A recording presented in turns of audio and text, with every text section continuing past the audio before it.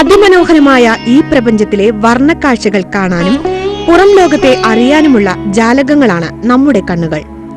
രാപ്പകലുകൾ അറിയാൻ കഴിയാതെ, പ്രിയപ്പെട്ടവരുടെ രൂപം കാണാൻ കഴിയാതെ ഈ ഭൂമിയിൽ ജീവിക്കേണ്ടി വരുന്നവർ സഹതാപം അർഹിക്കുന്നു. പഞ്ചേന്ദ്രിയങ്ങളിൽ പ്രഥമ സ്ഥാനം കണ്ണുകൾക്കാണ്. കണ്ണിലെ കൃഷ്ണമണി പോലെയാണ് നാം പ്രിയപ്പെട്ട വസ്തുക്കൾ സുരക്ഷിതമായി സൂക്ഷിക്കുന്നത് പോലും. ഇന്ന് കണ്ണുകൾക്ക് നാം വിശ്രമം നൽകുന്നില്ല എന്നതാണ് വാസ്തവം. മണിക്കൂറുകളോളം ടിവിയുടെയും കമ്പ്യൂട്ടറിന്റെയും മുന്നിലിരിക്കുന്നവർ കണ്ണിനെ സ്വയം പീഡിപ്പിക്കുകയാണെന്ന് അറിയുന്നില്ല. ഉൾക്കണ്ണിനും വ്യക്തമായ കാഴ്ചപ്പാട് ഉണ്ടാകണമെങ്കിൽ പോലും നാം നമ്മുടെ പുറം കണ്ണുകൾക്ക് നല്ല കാഴ്ചകൾ നൽകേണ്ടതുണ്ട്.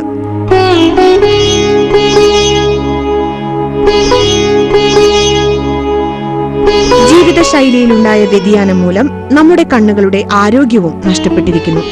ഭക്ഷണം, വ്യായാമം, മാനസിക സംഘർഷങ്ങൾ, മലിന പരിസ്ഥിതി എന്നിവയൊക്കെ കണ്ണുകളുടെ ആരോഗ്യത്തെ സ്വാധീനിക്കുന്നുണ്ട്. കണ്ണടകൾ ധരിക്കുന്നവരുടെ എണ്ണം കൂടി വരുന്നു എന്നത് അഭികാമ്യമല്ല. അണുബാധ മുതൽ തിമിരം വരെയുള്ള നേത്രരോഗങ്ങൾക്ക് ആയുർവേദത്തിൽ തനിമയാർന്ന പ്രതിവിധികളുണ്ട്.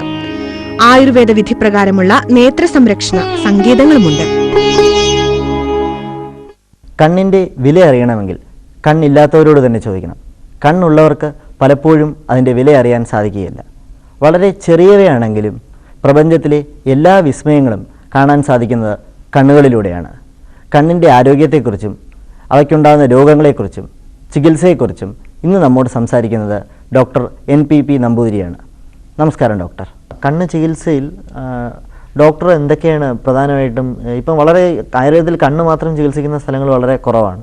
അപ്പോൾ അത് അവിടെ കൂത്താട്ടുകുളം ശ്രീധരീയത്തിൽ മാത്രമേ ഉള്ളൂ, അതേപോലെ വേറെ സെൻറ്റേഴ്സ് ഉണ്ടോ?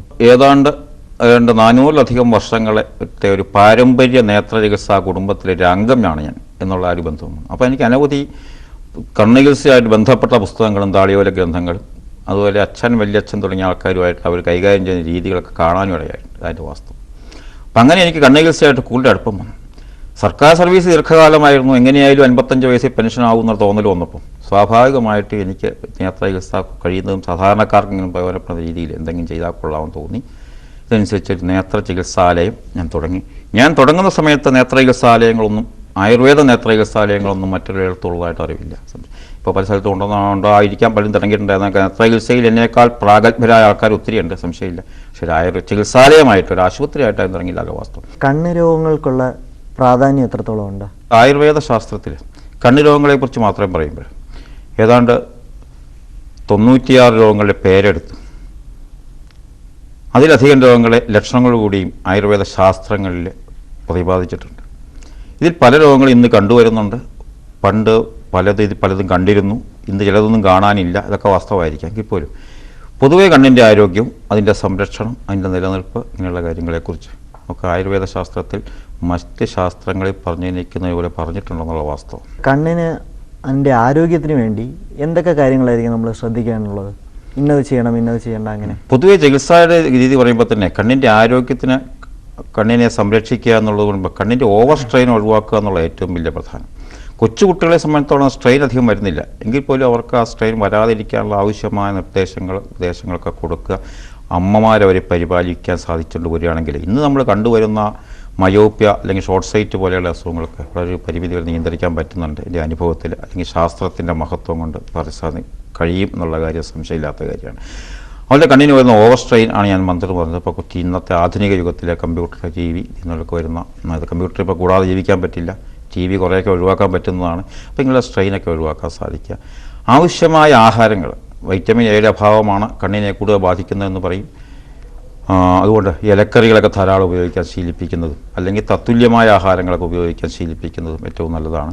ആയുർവേദ ശാസ്ത്രം അനുസരിച്ച് പിത്തപ്രധാനമായ അവയവം എന്നൊക്കെ പറയും. അപ്പോൾ അതിന് അധികം ചൂട് തട്ടാത്ത രീതികളൊക്കെ ശീലിക്കുക, ഈ കാര്യങ്ങളൊക്കെ പൊതുവായിട്ട് ശ്രദ്ധിക്കാൻ പറ്റിയ കാര്യങ്ങൾ. ഡോക്ടർ, ഈ കമ്പ്യൂട്ടറിൻ്റെ കാര്യം പറഞ്ഞപ്പോഴാണ്, ഇപ്പം കോമൺ ആയിട്ട് ഈ കമ്പ്യൂട്ടറിൽ അല്ലെങ്കിൽ ഈവൻ TV പോലും കുറച്ച് ലോങ് ടൈം നമ്മൾ ഇങ്ങനെ ശ്രദ്ധിച്ചുകൊണ്ടിരിക്കുകയാണെങ്കിൽ എപ്പോഴും കണ്ണിന് ഈ ഡ്രൈ ഐസ് അല്ലെങ്കിൽ കണ്ണുനീരിൻ്റെ കുറവ് പോലെ അങ്ങനെയുള്ള അസുഖങ്ങൾക്ക് ആയുർവേദത്തിൽ നമുക്ക് എന്ത് പ്രതിവിധിയാണുള്ളത്? ഡ്രൈ ഐസ് എന്നുള്ളത് കണ്ണിൻ്റെ ഓവർ സ്ട്രെയിൻ കൊണ്ട് മാത്രം ഉണ്ടാകുന്ന ഒരു അസുഖമല്ല. ഓവർ സ്ട്രെയിൻ കൊണ്ടും ഇതുണ്ടാവാം എന്നുള്ള വാസ്തവം. കണ്ണിൻ്റെ പ്രഷർ വർദ്ധിച്ചാൽ ഈ പ്രശ്നങ്ങളുണ്ടാവാം. കാരണം സ്വാഭാവികമായി കണ്ട് പ്രഷർ വർദ്ധിക്കുന്ന അസുഖം എന്ന് പറയുമ്പോൾ ഗ്ലൂക്കോമയുടെ സ്വഭാവമൊക്കെ ആയി ഇതിനൊക്കെ ഡ്രൈ ഐസ് ഉണ്ടാവാമെന്നുള്ള വാസ്തവമാണ്.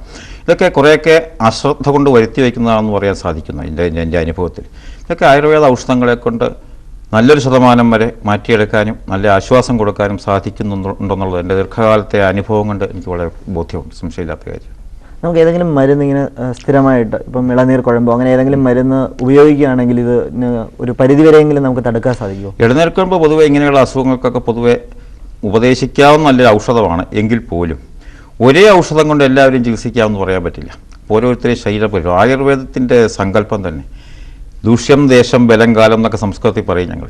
അപ്പോൾ അതിനനുസരിച്ചിട്ട് ഓരോരുത്തരെയും ശരീരപ്രകൃതിക്ക്, കാലപ്രകൃതിക്ക്, ദേശപ്രകൃതി ഇതൊക്കെ നോക്കി ചികിത്സിക്കാനേ പറ്റും. അപ്പോൾ അതനുസരിച്ച് ഔഷധങ്ങളിലും മാറ്റം വരുത്തേണ്ടി വരും സ്വാഭാവികമായിട്ട്. ഏറ്റവും കണ്ണിൽ ചെങ്കണ്ണ് വന്നു അല്ലെങ്കിൽ കണ്ണിൽ ഡ്രൈ ഐസ് ഉണ്ടായി എല്ലാവർക്കും ഒരേ മരുന്നെന്ന് പറഞ്ഞാൽ പിന്നെ വളരെ എളുപ്പമായി അങ്ങനെ നടക്കില്ല. അതായത് ഇപ്പോൾ ശരീരപ്രകൃതി ആശ്രയിച്ച് മനസ്സിലാക്കും. അപ്പം രോഗനിർണയത്തിന് ദോഷ സ്വഭാവത്തിനനുസരിച്ച് രോഗനിർണയിച്ച് ചികിത്സിക്കാൻ പറ്റിയ ഒരു ആയുർവേദ ഭിഷഗ്വരനെ ആയുർവേദ ഔഷധങ്ങളെ കൊണ്ട് മാത്രം ഈ വക രോഗങ്ങളെ ചികിത്സിക്കാൻ സാധിക്കുന്നു ചുരുക്കി പറയുന്നത് ഏറ്റവും എളുപ്പം. വൈദ്യശാലയിൽ ഇനിയൊരു ഇടവേള.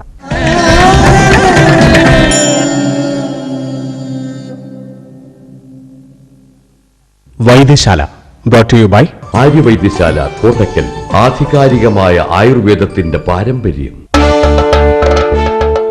ആര്യവൈദ്യശാല കോട്ടക്കൽ. ആയുർവേദ ചികിത്സയിൽ അന്താരാഷ്ട്ര പ്രശസ്തിയാർജിച്ച ഒരു മഹത്തായ സ്ഥാപനം. പാരമ്പര്യവും ആധുനികതയും ഒത്തൊരുമിച്ച് വിട്ടുവീഴ്ചയില്ലാത്ത ശുഷ്കാന്തിയോടെ പ്രവർത്തിക്കുന്ന ഒരു വിശിഷ്ട ആയുർവേദ ചികിത്സാ കേന്ദ്രം. ആര്യവൈദ്യശാല കോട്ടക്കൽ. ആധികാരികമായ ആയുർവേദത്തിന്റെ പാരമ്പര്യം. തോൽപ്പിക്കാൻ പറ്റാത്ത നിപ്പോൺ 3-in-1 മെഡി ഫ്രഷ്. ഇതിലുണ്ട് ഉന്നതമായ ആന്റി ബാക്ടീരിയൽ ഫോർമുല. ഇത് വാഷബിൾ ആണ്, അതിനാൽ ചുവരുകൾ എപ്പോഴും പുതിയതുപോലെ തുടരുന്നു. ഭിത്തിയിലെ ചെറിയ വിള്ളലുകൾ പോലും മറയ്ക്കുന്നു. മാത്രമല്ല ചുവരിന്മേൽ പുതിയ വിള്ളലുകൾ ഉണ്ടാകാതെ സംരക്ഷിക്കുന്നു. ഇത് ചുവരിനുള്ളിലേക്ക് വെള്ളം കടക്കുന്നത് പൂർണ്ണമായും തടയുന്നു. നിപ്പോൺ 3-in-1 മെഡി ഫ്രഷ് നിങ്ങളുടെ വീടിനെ പിക്ചർ പെർഫെക്റ്റ് ആക്കി മാറ്റുന്നു. Nippon paint picture perfect. കണ്ടില്ലേ എവിടിയുടെ പ്രീമിയം കോഫി. വീട്ടില് വൈഫില്ല. എന്റെ കോഫി കുടിച്ച സാർ വൈഫിന് മറക്കും. എവിടി പ്രീമിയം കോഫി തരുന്നു ഒരു സമ്പൂർണമായ ഫിൽറ്റർ കോഫിയുടെ രുചി. ആരെ? എന്റെ വൈഫിനെ. ആ ഫോട്ടോയിലുള്ളതാരാ? എന്റെ വൈഫ്. AVT premium coffee. യുഎസിന് സ്കോളർഷിപ്പ് കിട്ടി, പകുതിയുള്ളൂ. ഓഹോ, ദാറ്റ്സ് ഗുഡ്. പക്ഷെ ബാക്കി ഫീസ് ബാക്കി നമ്മുടെ യുഎസിൽ അങ്കിള് തരൂലോ. ആരുടെയെങ്കിലും ഫേവർ എന്തിനാ? ഒരാളുണ്ട് വർഷങ്ങളായിട്ട് നിനക്ക് പൈസ ഏർപ്പാടാക്കി തരുന്ന ഒരാള്. അന്ന് നീ ഇത്ര ഉണ്ടായിരുന്നുള്ളൂ. HDFC സ്റ്റാൻഡേർഡ് ലൈഫ് ഇൻഷുറൻസിന്റെ ചിൽഡ്രൻസ് പ്ലാൻസ് ഡബിൾ ഇൻഷുറൻസ് ബെനിഫിറ്റോടെ. HDFC സ്റ്റാൻഡേർഡ് ലൈഫ് ഇൻഷുറൻസ് അന്തസ്സോടെ ജീവിക്കൂ.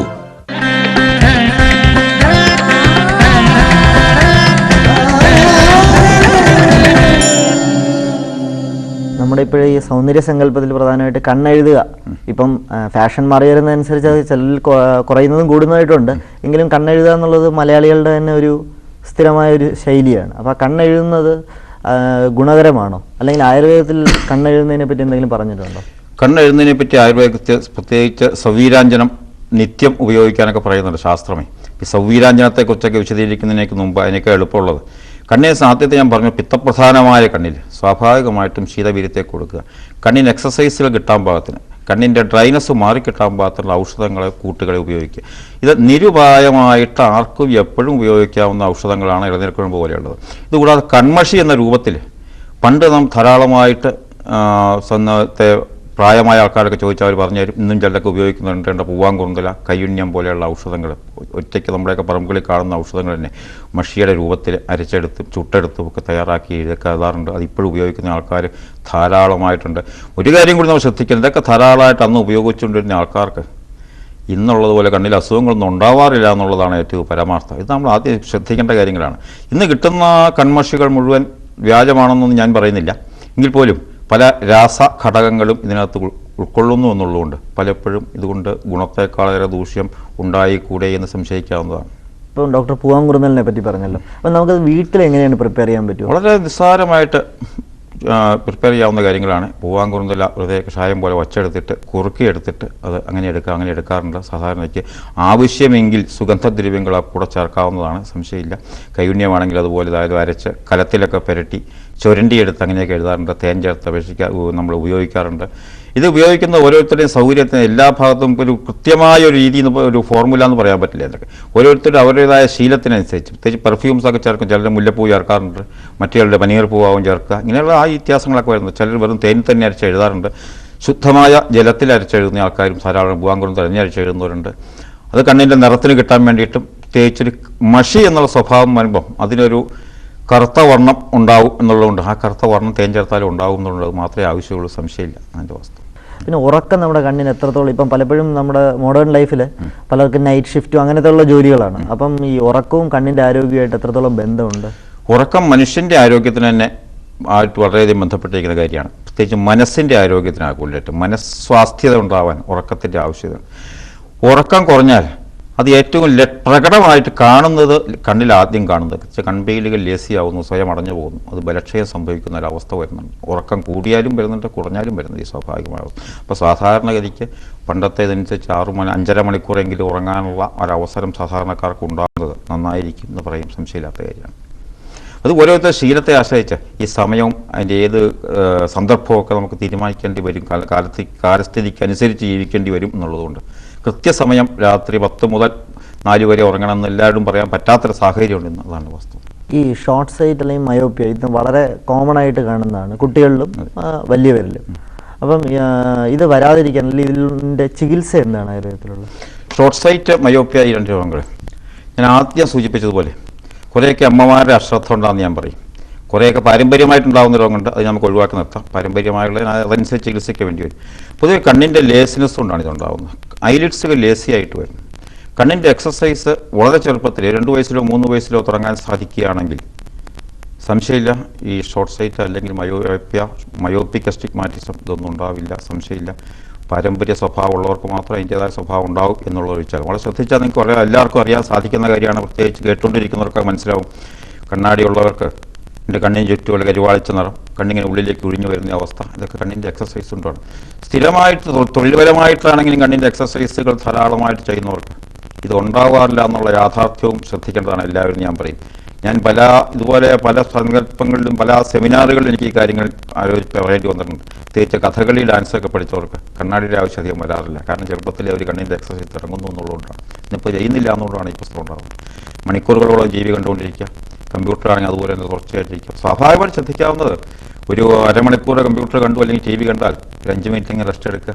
ആ സമയത്ത് കുറച്ച് കണ്ണിന് എക്സസൈസുകളൊക്കെ ചെയ്യുക എന്നുള്ളത് വളരെ പ്രധാനപ്പെട്ട കാര്യമാണ്. ഓൾറെഡി കണ്ണാടിയുള്ള, ഫോർ എക്സാമ്പിൾ ഇപ്പോൾ എനിക്ക് തന്നെ ഷോർട്ട് സൈറ്റിന് കണ്ണാടിയുള്ളതാണ്. അപ്പോൾ അങ്ങനെയുള്ളവർക്ക് ഇത് ഒഴിവാക്കാൻ എന്തെങ്കിലും മാർഗമുണ്ടോ? കണ്ണിൻ്റെ എക്സസൈസുകളെ കൊണ്ടും പിന്നെ മറ്റെന്തെങ്കിലും അടിസ്ഥാനപരമായ അസുഖങ്ങളുണ്ടെങ്കിൽ അതിന് പരിഹരിച്ചുകൊണ്ട് കണ്ണിന് ആവശ്യമായ സ്രോതശുദ്ധിയെ വരുത്തി കൊടുക്കാൻ സാധിച്ചാൽ, സ്രോതോരോധമാണെന്നും ആയുർവേദ ശാസ്ത്രക്കാരും പറയും. സ്രോതോരോധം ഇതിനൊക്കെ കാരണമാണ്. അപ്പോൾ സ്രോതശുദ്ധികൾ വരുത്തിയെടുക്കാൻ സാധിച്ചാൽ മറ്റ് അസുഖങ്ങൾ എന്തെങ്കിലും ഉണ്ടെങ്കിൽ പരിഹരിച്ചു കൊണ്ടുപോയാൽ കണ്ണാടിയുടെ പവർ ക്രമേണ കുറച്ചു കൊണ്ടുവരാൻ സാധിക്കും. പെട്ടെന്ന് എടുത്തു മാറ്റുന്നിടത്തോളം കാര്യമല്ല. സ്വാഭാവികം അടിസ്ഥാനപരമായ റെറ്റിനയ്ക്കോ കോർണിക്കോ മറ്റ് പ്രോബ്ലങ്ങളൊന്നും ഇല്ല എങ്കിൽ സ്വാഭാവികമായിട്ടും ഇത് പരിഹരിക്കാൻ പറ്റും, സംശയമില്ല. നമ്മൾ ഈ സീസണലായിട്ട് കുറേ കണ്ണ് രോഗങ്ങളുണ്ടല്ലോ, ഉദാഹരണത്തിന് ചെങ്കണ്ണ്, ഇങ്ങനെയുള്ള രോഗങ്ങൾ ഏതൊക്കെയാണ് പ്രധാനമായിട്ട് കാണുന്നത്? അതിൻ്റെ ചികിത്സ ആയുർവേദത്തിൽ എങ്ങനെയാണ്? സീസണബിളായിട്ട് രോഗം എന്ന് വെച്ചാൽ ആയുർവേദ ശാസ്ത്രത്തിൽ പറഞ്ഞ അമ്ലോഷിതം, അഭിഷന്ധം ഇങ്ങനെ ചില രോഗങ്ങളൊക്കെ പറയുന്നത്. ഇതിൽ അമ്ലോഷിതമാണ് ചെങ്കണ്ണ് എന്നുള്ള അവസ്ഥയിലേക്ക് പറയുന്നത്. ഈ ചെങ്കണ്ണിൻ്റെ സ്വഭാവം പിത്തപ്രധാനമായ കണ്ണിൽ അതിനുള്ള വിരുദ്ധമായ ആഹാര വിഹാരങ്ങളെ കൊണ്ടാണ് അധികം സ്വാഭാവികമായിട്ടും ഉണ്ടാകുന്നത്. ഈ ആഹാര വിഹാരങ്ങൾ ചെറിയ പെട്ടെന്നുണ്ടാകുന്ന ക്ലൈമറ്റിൻ്റെ വ്യത്യാസങ്ങളൊക്കെയാണ്. പക്ഷേ ഇങ്ങനെയുള്ള ചെങ്കണ്ണിനെ സംബന്ധിച്ചിടത്തോളം എടുത്തു പറയുകയാണെങ്കിൽ മറ്റ് രോഗങ്ങളെ മാറ്റി നിർത്തി സീസണബിൾ ഡിസീസുകളിൽ ചെങ്കണ്ണിന് മാത്രം എടുത്തു പറഞ്ഞാൽ കുറച്ചൊക്കെ വയറിനെയും കൂടി ആശ്രയിച്ച് അസുഖം ഉണ്ടാകുന്നു എന്നുള്ളത് ഒരു യാഥാർത്ഥ്യമാണ്. അനുഭവത്തിൽ കൂടിയാണ് ഞാൻ പറയുന്നത്. കാരണം ഈ ചെങ്കണ്ണ് ബാധിച്ച ഒരു വീട്ടിൽ മറ്റുള്ളവർക്ക് പ്രത്യേകിച്ച് ആയുർവേദ ശാസ്ത്രം വളരെ ഉദ്ഘോഷിക്കുന്ന അവിപത്തി പോലെയുള്ള ഔഷധം കൂടി നേരം കൊടുക്കാൻ സാധിച്ചു. പിന്നീട് അവർക്ക് അസുഖം ഉണ്ടാകുന്നില്ല എന്നുള്ളത്. അപ്പോൾ കുറേയൊക്കെ ഉദരശോധനം കൂടി ആശ്രയിച്ചാണ് കണ്ണിൻ്റെ ചികിത്സ നിലനിൽക്കുന്നതാണ് എൻ്റെ വാസ്തവം. ഈ അലോപ്പതി ഡോക്ടറൽ മെഡിസിൻ പറഞ്ഞിരുന്നല്ലോ, അപ്പോൾ അതൊരു പ്രിവെന്റീവായിട്ട് ഇപ്പം വീട്ടിൽ ഒരാൾക്ക് ചെങ്കണ്ണ് വന്നാൽ മറ്റേയാൾക്ക് കൊടുക്കാൻ പറ്റുന്ന ഒരു ഔഷധമാണോ? തീർച്ചയായും കൊടുക്കാവുന്നതാണ്. അക്ഷികുക്ഷി ഭവം രോഗമായ രോഗങ്ങൾ മുഴുവൻ 5 ദിവസം കൊണ്ട് ചികിത്സിച്ച് മാറ്റാവുന്ന ആയുർവേദ ആചാര്യന്മാർ പണ്ട് വളരെ 6000 വർഷങ്ങൾക്ക് മുമ്പ് എഴുതി വെച്ചിട്ടുണ്ട്. അക്ഷികുറ്റി പോകുമോ രോഗം ശ്ലോകത്തിൽ. ഞാൻ ശ്ലോകങ്ങളൊന്നും ചൊല്ലി ആരെയും ബുദ്ധിമുട്ടിക്കുന്നില്ല. എങ്കിൽ പോലും ഇതാണ് എൻ്റെ വാസ്തവം. കുട്ടികളെ